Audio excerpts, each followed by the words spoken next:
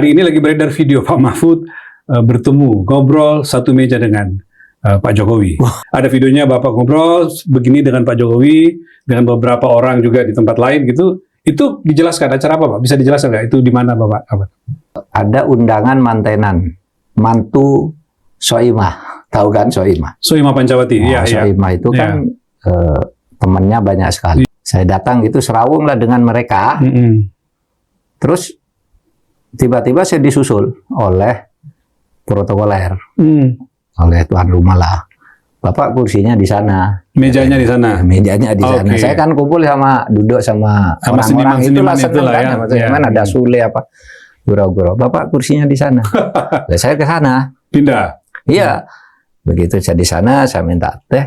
Tiba-tiba di dekat saya itu ada Pak Jokowi sama Bu Iriana datang. Datang belakangan.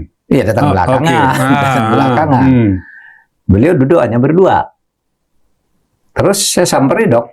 Ini orang Indonesia kan, bercerita banyak masa-masa di kabinet, ibu istri saya dengan Bu Jokowi sering bepergian, apa cerita-cerita gitu, biasa kan, ringan-ringan aja.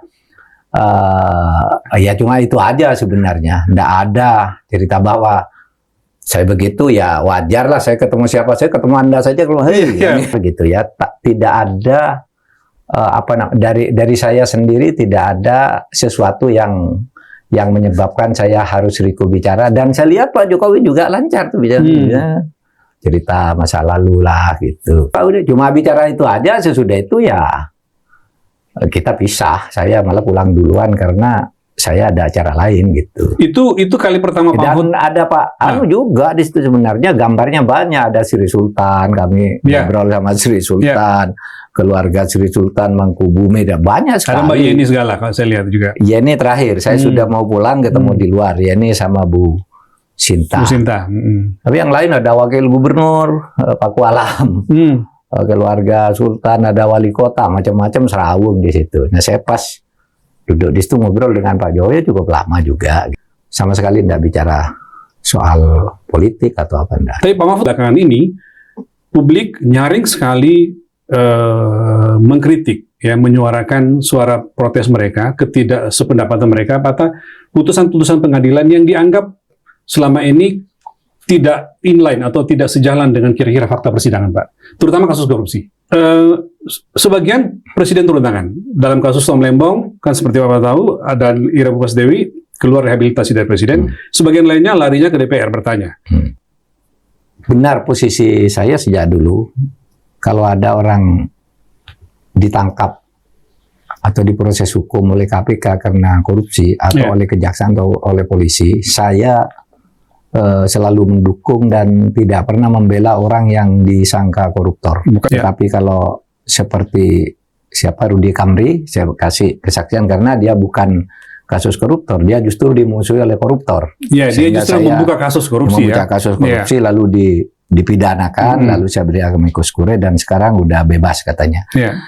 Nah, tapi kalau korupsi saya meskipun mungkin pikiran saya orang itu enggak korupsi, saya enggak membela. Kenapa enggak membela?